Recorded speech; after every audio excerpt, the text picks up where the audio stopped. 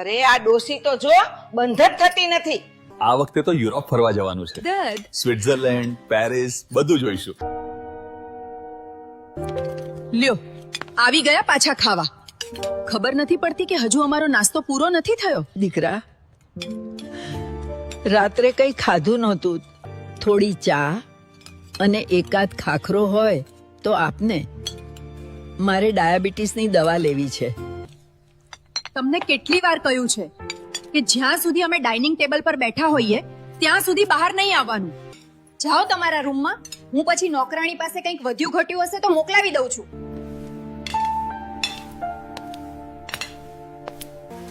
કોઈ સસ્તા વૃદ્ધાશ્રમમાં મૂકી આવો એને રાતોરાત. ગમે તેમ કરીને પ્રોપર્ટી આપણા નામે ટ્રાન્સફર કરી લઈએ. બેટા, જરા પાણી આપો. અંદર શાંતિથી બેસી રહો. બહાર મહેમાનો આવ્યા છે. તમારી ખાંસીનો અવાજ બહાર ન આવવો જોઈએ. અમારી આબરૂ જાય છે. ફોનની બેટરી બગડી ગઈ છે. ફાટશે તો મરશો. હે પ્રભુ, હવે મને તમારા પાસે બોલાવી લો. બા, ખાલી એકવાર માફ કરી દો. અમે રસ્તા પર આવી જઈશું. શું તમે ક્યારે વિચાર્યું છે કે જે માં પોતાના બાળકોને 9 મહિના પેટમાં રાખે, લોહીનું પાણી કરીને એમને મોટા કરે, એ જ બાળકો પ્રોપર્ટીના થોડા કાગળિયા માટે પોતાની જીવતી માને મરેલી સાબિત કરી દેતો? આ કોઈ કાલ્પનિક કથા નથી, પણ પૈસાના નશામાં આંધળા થયેલા સંબંધોની એવી ભયાનક વાસ્તવિકતા છે જે તમારા રૂંવાટ ઊભા કરી દેશે. રાજકોટના એક પોશ વિસ્તારમાં બનેલી આ ઘટનામાં લોહીના સંબંધોએ એવી ગદ્દારી કરી કે ખુદ ભગવાન પણ આકાશમાંથી કંપી ઉઠે. પણ જ્યારે એક અસલ કાઠિયાવાડી માની ધીરજ ખૂટે છે અને તેનો હૈયાનો રોષ જાગે છે, ત્યારે એવો વળતો પ્રહાર થાય છે જેનો કોઈ અંદાજ નથી લગાવી શકતું. તો મિત્રો, દિલ થામીને બેસજો. અને જો આ કહાની તમારા દિલને સ્પર્શી જાય, તમારા રૂંવાટા ઊભા કરી દે, તો વિડીયોને લાઇક કરજો, કમેન્ટમાં તમારો અભિપ્રાય ચોક્કસ આપજો. અને હા, કહાની શરૂ કરતા પહેલા એક નાની વિનંતી છે. તમે આ વિડીયો કયા દેશ કે રાજ્યમાંથી જોઈ રહ્યા છો, તમારું નામ અને તમારા શહેરનું નામ કમેન્ટ બોક્સમાં જરૂરથી લખજો, જેથી અમને ખબર પડે કે આપણો પરિવાર ક્યાં સુધી ફેલાયેલો છે. તો ચાલો, કોઈ વિલંબ કર્યા વિના શરૂ કરીએ આજની આ દિલને સ્પર્શી જતી કહાની. રાજકોટ શહેરનો સવારનો સમય હતો. કાલાવડ રોડ પર આવેલો એક વિશાળ અને આલીશાન બંગલો, જેનું નામ હતું દિનેશ વિલા. બંગલાની બહાર પડેલી 2 મોંઘી દાટ ગાડીઓ, કિંમતી ઝુમ્મરો અને અંદરની આધુનિક સાજ સજ્જાવટ જોઈને કોઈ પણ અંજાઈ જાય. પણ આ આલીશાન દિવાલોની પાછળ એક એવો સન્નાટો છુપાયેલો હતો જે સીધો હૃદયમાં વાગે. એ ઘરના એક અવાવરું, સાવ છેવાડાના અને અંધારા ખૂણામાં આવેલા નાના રૂમમાં એક ખાટલા પર 68 વર્ષના રમીલાબેન પટેલ બેઠા હતા. આંખ પર જાડા કાચના ચશ્મા, શરીરે આછો સૂતરાઉ કાઠિયાવાડી સાડલો અને ચહેરા પર જિંદગીના થાકની ઊંડી કરચલીઓ. એક સમયે આ જ રમીલાબેને પોતાના સ્વર્ગવાસી પતિ દિનેશભાઈ પટેલ સાથે મળીને રાજકોટની ધોમધકતી ગરમીમાં મજૂરી કરીને પેટે પાટા બાંધીને આ ઇમારત ઊભી કરી હતી.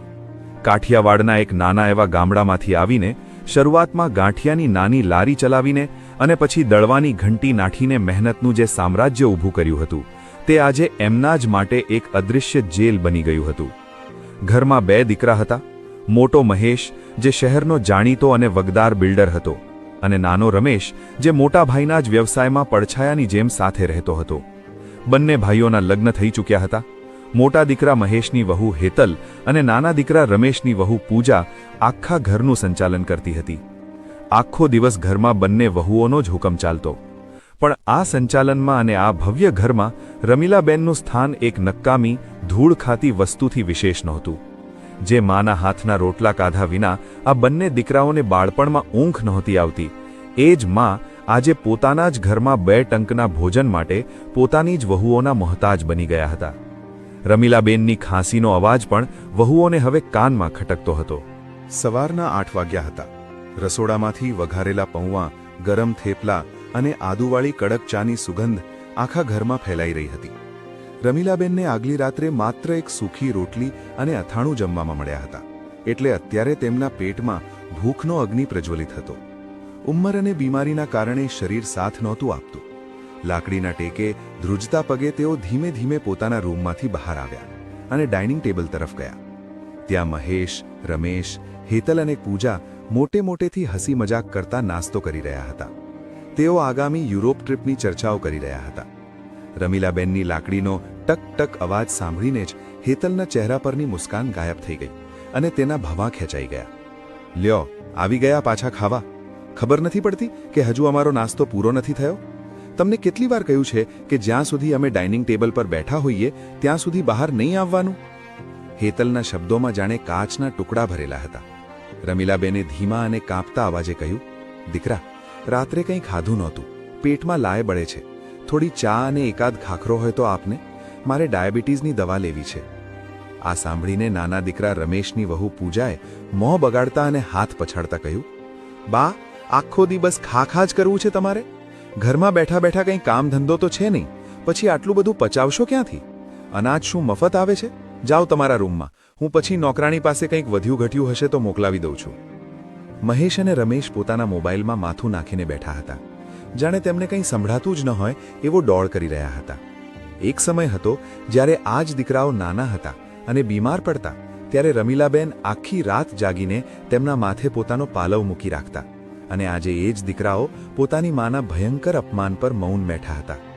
રમીલાબેન નિસાસો નાખીને લાકડીના ટેકે પાછા ફર્યા. અસલ કાઠિયાવાડી લોહી હતું.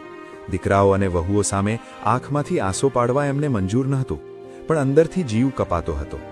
થોડીવાર પછી નોકરાણી એક પ્લાસ્ટિકની પ્લેટમાં ગઈકાલની વાસી, કડક થઈ ગયેલી રોટલી અને કપરકાબી વિના સીધા એક સ્ટીલના ગ્લાસમાં ઠંડી ચા આપી ગઈ. રમીલાબેને ઠંડી ચામાં કડક રોટલી પલાળીને મહા મહેનતે ગળે ઉતારવા લાગ્યા. ખાતા ખાતા એમના મનમાં સ્વર્ગવાસી દિનેશભાઈના છેલ્લા શબ્દો ગૂંજવા લાગ્યા.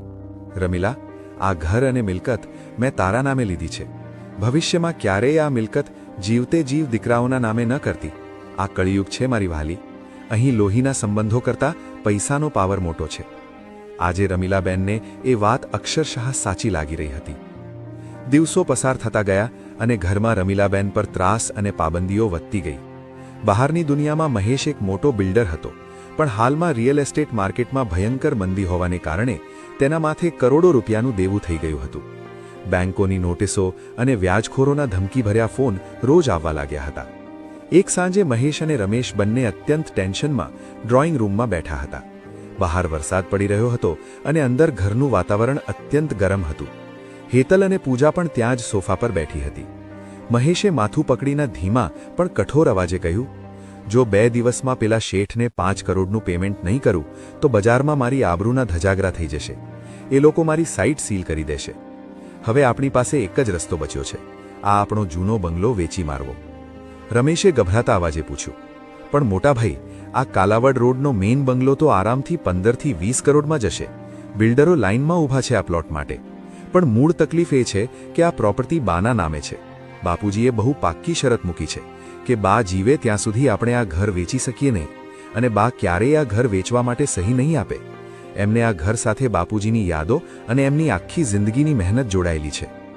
હેતલ તરત જ અકળાઈને બોલી ઉઠી, તો શું આપણે રસ્તા પર આવી જઈશું એક ડોસીના લીધે?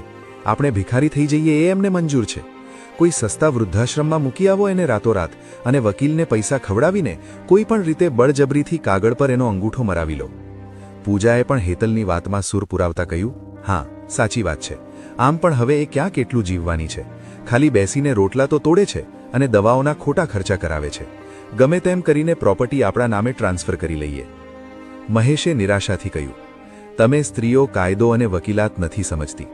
બા જો રજિસ્ટ્રાર ઓફિસમાં જઈને અધિકારી સામે એક શબ્દ પણ બોલશે કે મારી મરજી નથી અથવા મેં સહી નથી કરી, તો આપણો આખો ખેલ ખતમ થઈ જશે અને આપણે જેલના સળિયા ગણતા થઈ જઈશું. અને એ અસલ કાઠિયાવાડી ડોસી છે. ભલભલાની સામે નમતું ન મૂકે એ આપણને આટલી સહેલાઈથી ગાંઠશે? ત્યાં જ હેતલની આંખોમાં એક શૈતાની ચમક આવી અને તેના હોઠ પર એક ક્રૂર મુસ્કાન ફરી વળી. તેણે પોતાની જગ્યા પરથી ઊભા થઈને એક એવો ભયંકર આઈડિયા આપ્યો જે સાંભળીને ખુદ મહેશ અને રમેશ પણ એક પળ માટે અંદરથી કંપી ઉઠ્યા. હેતલે ધીમા પણ અત્યંત ઝેરીલા અવાજે, જાણે કોઈ સાપ ફૂફાડો મારતો હોય તેમ કહ્યું, માણસ જીવતો હોય ત્યાં સુધી જ એના અધિકારો હોય ને. જો સરકારી કાગળ પર એ માણસ મરી ગયો હોય તો પછી પ્રોપર્ટી સીધી વારસદારોના નામે આવી જાય કે નહીં? રમેશ ચોંકીને સોફા પરથી ઊભો થઈ ગયો. ભાભી, તમારું મગજ તો ઠેકાણે છે ને? તમે શું બોલી રહ્યા છો? બા જીવે છે, શ્વાસ લે છે, આપણા જ ઘરમાં બેઠા છે. આપણે એમને મરેલા કઈ રીતે સાબિત કરી શકીએ? આ તો બહુ મોટો ફ્રોડ કહેવાય. પકડાઈ ગયા તો જિંદગી આખી જેલમાંથી બહાર નહીં આવીએ. મહેશ થોડીવાર શાંત રહ્યો. તેના મગજમાં પૈસાની ભયંકર લાલચ ધીમે ધીમે લોહીના તમામ સંબંધો પર હાવી થઈ રહી હતી. તેણે ઊંડો શ્વાસ લઈને આંખો ઝીણી કરતા કહ્યું, રમેશ, હેતલની વાતમાં દમ છે. અત્યારે મારું મ્યુનિસિપલ કોર્પોરેશનમાં સારું એવું સેટિંગ છે. ઉપર સુધી મારા ઓળખીતા ઓફિસરો બેઠા છે. એક ખોટું ડેથ સર્ટિફિકેટ એટલે કે મરણનો દાખલો કઢાવતા મને માંડ 2 કે 3 દિવસ લાગશે. પૈસા ખવડાવીશું એટલે કોઈ સાહેબ અહીં ઘરે ચેક કરવા નથી આવવાનો. બસ શરત માત્ર એટલી કે બાને આપણે ઘરમાં જ પૂરી રાખવા પડશે. એકદમ અંડરગ્રાઉન્ડ, બહાર નીકળવા જ નહીં દઈએ. કોઈ સગા સંબંધીઓ સાથે ફોન પર પણ વાત નહીં કરવા દઈએ. કાગળ પર બા મૃત્યુ પામશે. બંગલો આપણા બંને ભાઈઓના નામે કાયદેસર ટ્રાન્સફર થઈ જશે. આપણે બંગલો વેચીને એડવાન્સ પૈસા લઈ લઈશું અને પછી એક રાત્રે અંધારામાં ચૂપચાપ બાને કોઈ દૂરના શહેરના, ધારો કે અમદાવાદ કે સુરતના કોઈ અનામી વૃદ્ધાશ્રમમાં લાવારીસ તરીકે મૂકી આવીશું. ત્યાં એમને કોણ ઓળખવાનું છે? બસ આપણો રસ્તો હંમેશા માટે સાફ. પૂજાએ તરત જ આ ખતરનાક યોજનામાં સહેમતિ દર્શાવતા કહ્યું, આ જ રસ્તો બેસ્ટ છે.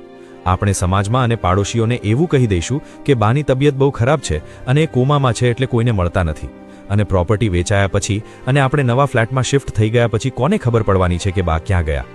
પૈસાની લાલચે અને દેવાના ડરે આ બંને કળિયુગના દીકરાઓની આંખે એવા કાળા પાટા બાંધી દીધા હતા કે તેમને પોતાની સગીમાં, જેણે પોતાનું લોહી રેડીને એમને જન્મ આપ્યો હતો, તેનો જીવતો શ્વાસ પણ હવે એક અડચણ અને બોજ લાગવા માંડ્યો હતો. એ જ કાળી રાત્રે એક જીવતી માનું મરણ પોક ગાવાનો, તેને કાગળ પર હંમેશા માટે દફનાવી દેવાનો સૌથી ભયાનક કારસો એ જ ઘરમાં ઘડાઈ ગયો, જે ઘરમાં તેણે પોતાની આખી યુવાની હોમી દીધી હતી. બીજા જ દિવસથી રમીલાબેન માટે આ પોતાનું ઘર એક અંધારી અને અત્યાચારી જેલ બની ગયું. તેમના નાના રૂમનો દરવાજો હવે મોટા ભાગે બહારથી બંધ રહેવા લાગ્યો.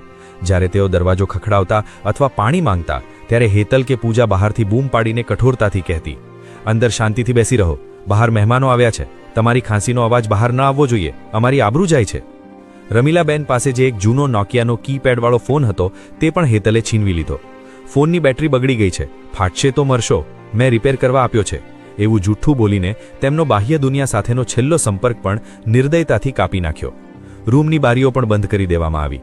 દિવસો જતા હતા અને બીજી તરફ મહેશે પોતાની વગ, રાજકીય ઓળખાણ અને લાંચ રૂશ્વતનો ખુલ્લેઆમ ઉપયોગ કરીને રાજકોટ મ્યુનિસિપલ કોર્પોરેશનમાંથી રમીલાબેન દિનેશભાઈ પટેલનું બિલકુલ અસલી દેખાતું નકલી ડેથ સર્ટિફિકેટ કઢાવી લીધું. એ સરકારી કાગળ પર સ્પષ્ટ એવું લખવામાં આવ્યું હતું કે તારીખ 15મીના રોજ હાર્ટ એટેકથી તેમનું દુઃખદ અવસાન થયું છે અને પરિવાર દ્વારા અંતિમ સંસ્કાર પણ થઈ ચૂક્યા છે. આ કાળા કાગળના આધારે વકીલોને લાખો રૂપિયા ખવડાવીને પ્રોપર્ટીનું વારસાઈ ટ્રાન્સફરનું કામ પણ પૂરજોશમાં શરૂ થઈ ગયું. અંદર બંધ રૂમમાં રમીલાબેન એકલા ઘૂંટાઈ રહ્યા હતા. તેમને સમજાતું નહોતું કે અચાનક રાતોરાત દીકરાઓ અને વહુઓનો વ્યવહાર આટલો હદે ક્રૂર કેમ થઈ ગયો છે. શા માટે તેમને દિવસ રાત એક કેદીની જેમ પૂરી રાખવામાં આવે છે? તેઓ ભગવાનની મૂર્તિ સામે આંસુ સારતા અને પ્રાર્થના કરતા કે પ્રભુ હવે મને ઉપાડી લે, પણ નિયતિને કંઈક બીજું જ મંજૂર હતું.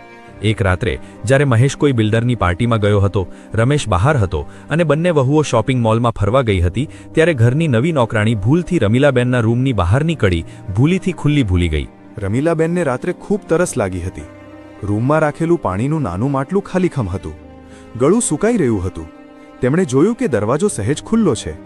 તેઓ ધીમે ધીમે લાકડીના ટેકે બહાર આવ્યા. આખું ઘર શાંત અને ભીંકાર લાગતું હતું. કોઈનો અવાજ નહોતો. તેઓ રસોડા તરફ જવા નીકળ્યા, પણ રસ્તામાં ભૂલથી મહેશના મોટા સ્ટડી રૂમ તરફ વળી ગયા. સ્ટડી રૂમનો કાચનો દરવાજો સહેજ ખુલ્લો હતો અને અંદર વિશાળ લાકડાના ટેબલ પર એક નાનો લેમ્પ ચાલુ હતો. રમીલાબેનની નજર અચાનક ટેબલ પર પડેલી એક લાલ કલરની જાડી ફાઇલ પર ગઈ. એ ફાઇલ પર મોટા કાળા અક્ષરે માર્કરથી લખ્યું હતું, property transfer urgent, Dinesh villa. રમીલાબેનને બહુ વધારે ભણતર નહોતું મળ્યું, પણ જૂના જમાનાની સરકારી શાળામાં થોડું ઘણું ગુજરાતી વાંચતા શીખ્યા હતા એટલે અક્ષરો ઉકેલી શકતા હતા.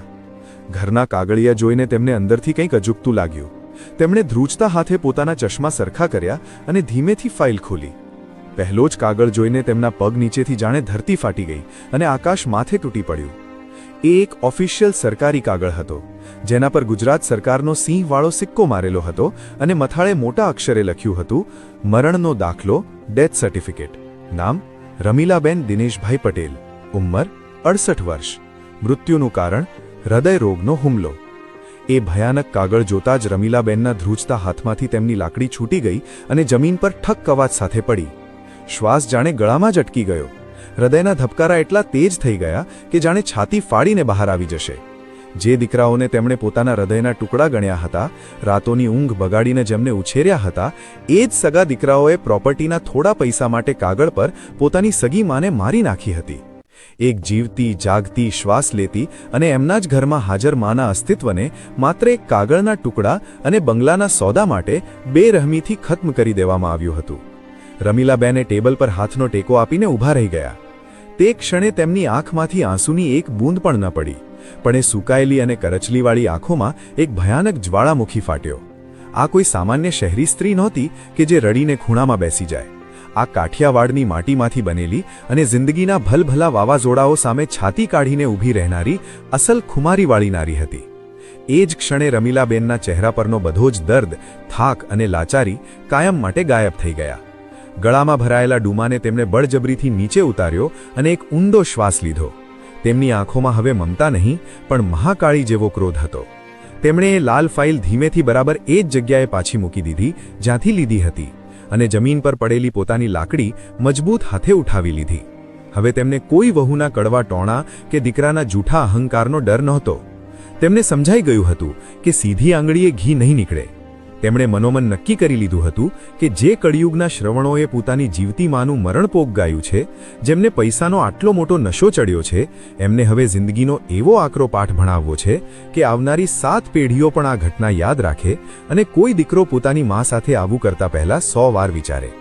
પણ સવાલ એ હતો કે આ બધું થવાનું કઈ રીતે હતું? એક વૃદ્ધ, બીમાર અને ઘરમાં સંપૂર્ણપણે કેદ થયેલી સ્ત્રી જેની પાસે ફોન પણ નથી, તે બહારની દુનિયાના સંપર્ક વિના પોતાના 2 તાકતવર અને વગદાર 2 દીકરાઓનો સામનો કઈ રીતે કરવાની હતી? રમીલાબેન ધીમા પણ મક્કમ પગલે પોતાના રૂમમાં પાછા ફર્યા. એ રાત્રે તેમણે પોતાની જૂની લોખંડની પેટી ખોલી. એ પેટીના તળિયે એક જૂની લાલ ડાયરી પડી હતી, જેમાં તેમના પતિ દિનેશભાઈએ કેટલાક એવા ખાસ નંબર લખી રાખ્યા હતા જેની જાણ આખા ઘરમાં કોઈને નહોતી. રમીલાબેને એ ડાયરી કાઢી, એક નંબર પર નજર જમાવી અને આવતીકાલની સવાર માટે એક એવો ખતરનાક પ્લાન બનાવ્યો જે આખા ઘરના પાયા હચમચાવી નાખવાનો હતો.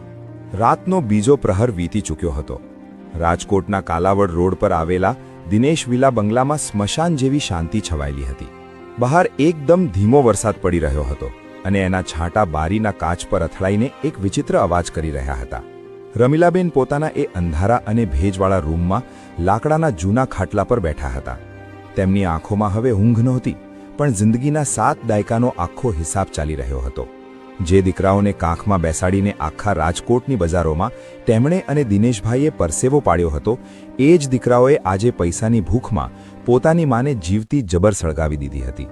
તેમના મગજમાં પેલું નકલી ડેથ સર્ટિફિકેટ વારંવાર એક ખીલાની જેમ ભોકાઈ રહ્યું હતું. રમીલાબેનને સમજતા વાર ન લાગી કે હવે જો તેઓ ચૂપ રહેશે તો આ કળિયુગના દાનવો તેમને ખરેખર કોઈ રાત્રે કાયમ માટે ગાયબ કરી દેશે. પણ કાઠિયાવાડની માટીનું પાણી હજુ એમના લોહીમાં અકબંધ હતું. સવારના 5 વાગ્યા. ઘરમાં હજુ બધા ઘસઘસાટ ઊંઘતા હતા. ત્યારે જ ઘરની નવી કામવાળી બાઈ શાંતિ કચરો કાઢવા માટે ધીમા પગલે પાછળના દરવાજેથી અંદર આવી. રમીલાબેન બરાબર એ જ સમયની રાહ જોઈ રહ્યા હતા. તેમણે ધીમેથી પોતાના રૂમનો દરવાજો સહેજ ખોલ્યો અને શાંતિને ઇશારો કરીને અંદર બોલાવી. શાંતિ ગભરાઈ ગઈ. તેને પૂજા અને હેતલે કડક સૂચના આપી હતી કે આ ડોશીના રૂમ તરફ જવાનું નથી. પણ રમીલાબેનની આંખોમાં એક એવી સત્તા હતી કે શાંતિ ચૂપચાપ અંદર આવી ગઈ. રમીલાબેને પોતાના સાડલાના છેડે બાંધેલી એક નાની ગાંઠ ખોલી અને તેમાંથી એક ભારે નક્કર સોનાનો પાટલો એટલે કે બંગડી બહાર કાઢ્યો. આ એમના લગ્ન સમયનો છેલ્લો દાગીનો હતો જે તેમણે વહુઓથી છુપાવીને રાખ્યો હતો. તેમણે એ સોનાનો પાટલો શાંતિના હાથમાં મૂક્યો અને અત્યંત ધીમા પણ મક્કમ અવાજે કહ્યું, શાંતિ, આ 5 તોલાનો પાટલો આજથી તારો. આખી જિંદગી બીજાના ઘરમાં કચરા પોતા નહીં કરવા પડે તારે. બસ બદલામાં તારે મને તારો મોબાઈલ ફોન 10 મિનિટ માટે આપવાનો છે. અને જો કોઈને ખબર પડી તો યાદ રાખજે, હું દિનેશ પટેલની ઘરવાળી છું. તને રાજકોટમાં ક્યાંય નોકરી નહીં મળવા દઉં. શાંતિ સોનાનો પાટલો જોઈને અંજાઈ ગઈ. લાલચ અને ડર બંને હતા, પણ તેણે તરત જ પોતાનો ફોન રમીલાબેનના હાથમાં મૂકી દીધો અને બહાર ચોકી કરવા ઊભી રહી ગઈ. રમીલાબેનના ધ્રુંજતા આંગળાએ કીપેડ પર એ નંબર ડાયલ કર્યો જે દિનેશભાઈની લાલ ડાયરીમાં કાળજે જડીને રાખ્યો હતો.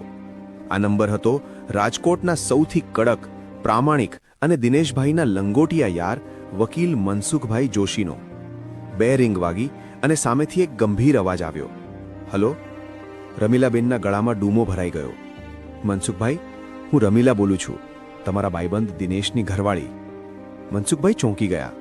ભાભી? અરે ભાભી, તમે ક્યાંથી? ક્યાં છો તમે? કાલે જ મહેશનો ફોન આવ્યો હતો. એણે તો મને કહ્યું કે તમને સિવિયર હાર્ટ એટેક આવ્યો છે અને તમે ગુજરી ગયા છો. હું તો પૂના હતો મારા દીકરા પાસે, એટલે તમારી સ્મશાન યાત્રામાં પણ ન પહોંચી શક્યો. અત્યારે જ રાજકોટ પહોંચ્યો છું ને સીધો તમારા ઘરે જ બેસણામાં આવવાની તૈયારી કરતો હતો. આ બધું શું છે? રમીલાબેને આંખમાંથી વહેતા આંસુ લૂછતા એક જ શ્વાસમાં મહેશ અને રમેશનો આખો કાળો ચિઠ્ઠો ખોલી નાખ્યો. નકલી ડેથ સર્ટિફિકેટ, તેમને ઘરમાં કેદ રાખવાની વાત, બંગલો વેચવાનો કારસો, બધું જ કહી દીધું. સામે છેડે મનસુખભાઈના હાથમાં રહેલો ચાનો કપ જમીન પર પડીને ફૂટી ગયો. તેમનું લોહી ઉકળી ઉઠ્યું. ભાભી, તમે જરાય ગભરાતા નહીં. એ હરામખોરો ભૂલી ગયા છે કે દિનેશભાઈ પોતાની પાછળ મનસુખ જોશીને મૂકતા ગયા છે. એમણે તમારી લાશ પર બેસીને પ્રોપર્ટીના સોદા કર્યા છે ને. હવે જોજો હું કાયદાની એવી આંટી ઘૂંટીમાં એમને ભરાવું કે આખી જિંદગી જેલની હવા ખાશે. તમે શાંતિથી રૂમમાં જ રહેજો. 2 દિવસ પછી એ લોકો બંગલાનો સોદો કરવાના છે ને, એ જ દિવસે આખો ખેલ હું પાડીશ. રમીલાબેને ફોન કાપીને શાંતિને પાછો આપી દીધો. હવે એમના હૈયામાં એક અજીબ પ્રકારની શાંતિ હતી, વાવાઝોડા પહેલાની શાંતિ. તેમને ખબર હતી કે હવે જે થવાનું છે તે રાજકોટનો ઇતિહાસ બની જશે. 2 દિવસ પછીની સવાર. દિનેશ વિલામાં આજે એક અજીબ પ્રકારનો માહોલ હતો. એક તરફ ડ્રોઈંગ રૂમમાં રમીલાબેનની આત્માની શાંતિ માટેનું એક ઢોંગી અને પાખંડી બેસણું અને નાની પૂજા રાખવામાં આવી હતી. મહેશ અને રમેશે સફેદ કપડાં પહેર્યા હતા. હેતલ અને પૂજા પણ સફેદ સાડીમાં સજ્જ થઈને આંખમાં ખોટા આંસુ લાવવા માટે ગ્લિસરીન લગાવીને બેઠી હતી. સમાજના 4-5 મોટા માથાઓને બોલાવવામાં આવ્યા હતા, જેથી બહારની દુનિયાને ખાતરી થઈ જાય કે ખરેખર રમીલાબેન સ્વર્ગવાસી થઈ ગયા છે. અને બરાબર એ જ સમયે બંગલાના પાછળના હિસ્સામાં આવેલા મોટા હોલમાં રાજકોટના સૌથી મોટા બિલ્ડર જયેશભાઈ ગોંડલિયા સાથે 18 કરોડ રૂપિયામાં બંગલાનો સોદો ફિક્સ થઈ રહ્યો હતો. જયેશભાઈ પોતાની મર્સિડીઝમાંથી 2 સૂટકેસ ભરીને 5 કરોડ રૂપિયાનું કેશ એડવાન્સ લઈને આવ્યા હતા. ટેબલ પર નોટોની થોકડીઓ પડેલી હતી. મહેશની આંખોમાં લાલચ અને વિજયની ખુશી સ્પષ્ટ દેખાતી હતી. તેને લાગ્યું કે હવે તેની બધી જ મુશ્કેલીઓનો અંત આવી ગયો છે. રમેશ પણ હોઠ કરડતો ખુશી છુપાવવાની કોશિશ કરી રહ્યો હતો. જયેશભાઈએ પેન કાઢતા કહ્યું, મહેશભાઈ, મને બહુ દુઃખ છે કે માજી આપણી વચ્ચે નથી રહ્યા, પણ એમના આશીર્વાદ હંમેશા તમારી સાથે છે. આલો, આ એગ્રીમેન્ટ પર તમારી અને રમેશભાઈની સહી કરી દો અને આ ડેથ સર્ટિફિકેટની ઓરિજિનલ કોપી સાથે લગાવી દેજો, એટલે કાલે સીધા રજિસ્ટ્રાર ઓફિસમાં દસ્તાવેજ થઈ જશે. મહેશે હસતા હસતા પેન હાથમાં લીધી. અરે જયેશભાઈ, બા ગયા એનું દુઃખ તો કાળજે ઘા કરી ગયું છે, પણ જિંદગી તો આગળ વધારવી જ પડે ને. આલો, હું સહી. હજુ તો મહેશની પેન કાગળને અડે ત્યાં જ બંગલાની બહાર પોલીસની 3 જીપ અને એક લાલ બત્તીવાળી ગાડી એક સાથે બ્રેક મારીને ઊભી રહી ગઈ. સાયરનના કાન ફાડી નાખે એવા અવાજથી આખા ઘરમાં સન્નાટો છવાઈ ગયો. ડ્રોઈંગ રૂમમાં બેઠેલા મહેમાનો પણ ડઘાઈ ગયા. હેતલ અને પૂજાના હાથ પગ ધ્રુજવા લાગ્યા. મુખ્ય દરવાજો જોરથી ખુલ્યો અને પોલીસ ઇન્સ્પેક્ટર જાડેજા પોતાના બૂટનો ભારે અવાજ કરતા અંદર પ્રવેશ્યા. તેમની બરાબર પાછળ કાળા કોટમાં વકીલ મનસુખભાઈ જોશી ઊભા હતા. મહેશના હાથમાંથી પેન પડી ગઈ. તેનો શ્વાસ અદ્ધર થઈ ગયો. તેણે માંડ હિંમત ભેગી કરીને પૂછ્યું, સાહેબ, આ બધું શું છે? મારા ઘરમાં પૂજા ચાલે છે, તમે આ રીતે ઘરમાં? પીઆઈ જાડેજાએ 1 સેકન્ડનો પણ વિલંબ કર્યા વિના મહેશનો કાંઠલો પકડી લીધો અને એક જોરદાર લાફો તેના ગાલ પર ચડી દીધો. ચૂપ રહે નાલાયક! પૂજા કરે છે તું? જીવતી માનું મરણ પોક ગાતા તને શરમ ના આવી? ઇન્સ્પેક્ટરના આ શબ્દો સાંભળતા જ જયેશ બિલ્ડર અને ત્યાં હાજર બધા જ મહેમાનોના હોશ ઉડી ગયા. જયેશભાઈ ગભરાઈને ઊભા થઈ ગયા. સાહેબ, શું વાત કરો છો? રમીલાબેન તો 5 દિવસ પહેલા જ હાર્ટ એટેકથી... હજુ એ વાક્ય પૂરું કરે ત્યાં જ મનસુખભાઈ જોશી ધીમા પણ વજનદાર પગલે આગળ આવ્યા અને બંગલાના એ છેવાડાના રૂમ તરફ ગયા. તેમણે પોલીસના એક જવાનને ઇશારો કર્યો. જવાને એક જ લાતમાં રૂમનો દરવાજો તોડી નાખ્યો. રૂમની અંદરનું અંધારું ચીરીને એક આકૃતિ બહાર આવી. આ રમીલાબેન હતા. આજે એમના ચહેરા પર બીમારીનો કોઈ થાક નહોતો, પણ સાક્ષાત રણચંડીનું રૂપ હતો. હાથમાં લાકડી પકડીને જ્યારે એ ડ્રોઈંગ રૂમની વચ્ચે આવીને ઊભા રહ્યા ત્યારે મહેશ, રમેશ, હેતલ અને પૂજાના પગ નીચેથી જમીન સરકી ગઈ. તેમના ચહેરાનું નૂર ગાયબ થઈ ગયું અને મોં પર મોતની કાળાશ છવાઈ ગઈ. રમીલાબેને આખા હોલ પર એક નજર ફેરવી. જયેશ બિલ્ડરે ટેબલ પર પડેલા 5 કરોડ રૂપિયા તરત જ પોતાની સૂટકેસમાં પાછા ભર્યા અને મહેશ તરફ જોઈને થૂક્યો. થૂ છે તારી જાત પર મહેશિયા. તે સરકારી કાગળિયા ખોટા બનાવીને મારી સાથે પણ ફ્રોડ કરવાની કોશિશ કરી. પોલીસ કેસમાં તો હું તને સડાવી જ નાખીશ. રમીલાબેન ધીમેથી આગળ વધ્યા. મહેશ અને રમેશ હવે બચવાનો કોઈ રસ્તો ન દેખાતા સીધા પોતાની માના પગમાં પડી ગયા. બા બા અમને માફ કરી દો, અમારાથી બહુ મોટી ભૂલ થઈ ગઈ. આ હેતલ અને પૂજાના ચઢાવ્યા અમે ચઢી ગયા હતા બા. અમને પોલીસથી બચાવી લો બા, તમારો દીકરો છું હું. મહેશ મગરમચ્છના આંસુ સારવા લાગ્યો. પણ આજે રમીલાબેનના હૃદયમાં માની મમતાનું ઝરણું સંપૂર્ણપણે સુકાઈ ચૂક્યું હતું. તેમણે એક જોરદાર લાત મારીને મહેશને દૂર હડસેલ્યો. તેમનો અવાજ આખા બંગલામાં ગુંજી ઉઠ્યો. ખબરદાર જો મને બા કહી છે તો હું તો 5 દિવસ પહેલા જ મરી ગઈ છું ને. મારું મરણ પોક તો ગાઈ દીધું છે ને તમે. અરે રાક્ષસો, આ ઘરની એક એક ઈંટમાં મારા અને તારા બાપના લોહી પરસેવાની મહેક છે. તમને મેં દૂધ પાયું હતું પણ તમે તો સાપ નીકળ્યા. જેણે જિંદગી આપી એને જ ડંખ મારવા નીકળ્યા. જે માને તમે 15 દિવસનો રોટલો આપવાની પણ ના પાડી દીધી, એ માં આજે તમારી આખી જિંદગી રોળી નાખવા ઊભી છે. આટલું કહીને રમીલાબેને મનસુખભાઈ તરફ ઇશારો કર્યો. મનસુખભાઈએ પોતાની બ્રીફકેસમાંથી એક જૂનો પીળો પડી ગયેલો અસલી દસ્તાવેજ બહાર કાઢ્યો. તેમણે કડક અવાજે કહ્યું, સાંભળો બધા, મહેશ અને રમેશ, તમને એમ હતું કે ડેથ સર્ટિફિકેટ કાઢીને તમે આ બંગલો વેચી મારશો, પણ તમારા બાપ દિનેશભાઈ તમારાથી 10 ડગલા આગળ હતા. આ છે અસલી વસિયતનામું. આમાં સ્પષ્ટ લખ્યું છે કે જો રમીલાબેનના જીવતે જીવનના દીકરાઓ પ્રોપર્ટી વેચવાની કોશિશ કરે અથવા રમીલાબેન પર કોઈ માનસિક યાતના ગુજારે તો આ આખી 20 કરોડની પ્રોપર્ટી, તમામ બેંક બેલેન્સ અને દાગીનાઓ આપોઆપ કાઠિયાવાડ બાળ અનાથાશ્રમ અને ગોકુળ ગૌશાળાના નામે ટ્રાન્સફર થઈ જશે. અને આ વસિયતનામું મેં કાલ રાત્રે જ કોર્ટમાં રજીસ્ટર કરાવી દીધું છે. એટલે હવે તમે બંને ભાઈઓ રોડ પરના ભિખારી સમાન છો. તમારા નામે એક ફૂટી કોડી પણ નથી. આ સાંભળતા જ હેતલ અને પૂજા ભોંય પર ફસડાઈ પડી. તેઓ માથું કૂટી કૂટીને રડવા લાગી. તેમના સોનાના દાગીના, મોંઘી ગાડીઓ અને વિદેશ ફરવાના સપના એક જ ઝાટકે રાખ થઈ ગયા હતા. મહેશનું તો જાણે હૃદય બેસી ગયું. બજારનું દેવું, વ્યાજખોરોનો ત્રાસ અને હવે આ પોલીસ કેસ. પીઆઈ જાડેજાએ કોન્સ્ટેબલોને આદેશ આપ્યો, આ બંને ભાઈઓને હથકડી પહેરાવો. સરકારી ડોક્યુમેન્ટ સાથે છેડછાડ, 420ની કલમ, નકલી ડેથ સર્ટિફિકેટ બનાવવું અને પોતાની સગી માને ઘરમાં ગોંધી રાખીને મારવાનો પ્રયાસ. આટલી કલમોમાં તો આખી જિંદગી જેલની હવા જ ખાવાની છે. અને હા, પેલા નગરપાલિકાના સાહેબોને પણ ઉપાડો, જેમણે લાંચ લઈને આ સર્ટિફિકેટ કાઢ્યું હતું. પોલીસ મહેશ અને રમેશને ઢસડીને જીપ તરફ લઈ જવા લાગી. મહેશ બૂમો પાડતો રહ્યો, બા, એકવાર, ખાલી એકવાર માફ કરી દો, અમે રસ્તા પર આવી જઈશું. રમીલાબેને પાછળ ફરીને એમના તરફ જોવાની પણ દરકાર ન કરી. તેમણે અત્યંત શાંત પણ કઠોર સ્વરમાં માત્ર એટલું જ કહ્યું, રસ્તા પર તો તમે મને લાવ્યા હતા દીકરા, હું તો બસ તમને તમારો અરીસો બતાવી રહી છું. જે વાવ્યું છે તે જ લણવાનું છે. થોડી જ વારમાં પોલીસ બંને ભાઈઓને લઈને જતી રહી. રમીલાબેને હેતલ અને પૂજા તરફ જોયું. હવે તમારો અહીં કોઈ હક નથી. તમારા કપડાં લો અને અત્યારે જ આ ઘરમાંથી બહાર નીકળી જાઓ. બંને વહુઓ રોતી કકડતી પોતાનો સામાન લઈને એ બંગલામાંથી હંમેશા માટે બહાર ફેંકાઈ ગઈ. જે અહંકાર તેમને આસમાને ઉડાવી રહ્યો હતો તે આજે ધૂળમાં મળી ગયો હતો. 1 મહિના પછી દિનેશ વિલા બંગલાનો માહોલ સંપૂર્ણપણે બદલાઈ ચૂક્યો હતો. એ જ ડ્રોઈંગ રૂમ જ્યાં અહંકાર અને પાખંડનો વાસ હતો, ત્યાં આજે 30થી વધુ અનાથ બાળકો કિલકિલાટ કરી રહ્યા હતા. રમીલાબેને પોતાનો આખો બંગલો અનાથાશ્રમના બાળકો માટે ખુલ્લો મૂકી દીધો હતો. બંગલાના પાછળના કમ્પાઉન્ડમાં નાની ગૌશાળા બનાવી દીધી હતી. સવાર પડે અને બાળકોના મધુર અવાજથી આખું ઘર ગૂંજી ઉઠે. રમીલાબેન હવે એ જ આલિશાન ડાઇનિંગ ટેબલ પર બેસીને પોતાના હાથે આ અનાથ બાળકોને જમાડતા હતા. જે માને પોતાના સગા દીકરાઓએ એક સૂકી રોટલી માટે તરડાવી હતી, એ માં આજે 30 બાળકોની જશોદા માં બની ગઈ હતી. જિંદગીના છેલ્લા શ્વાસ સુધી તેમણે આ બાળકોમાં જ પોતાનો પરિવાર શોધી લીધો.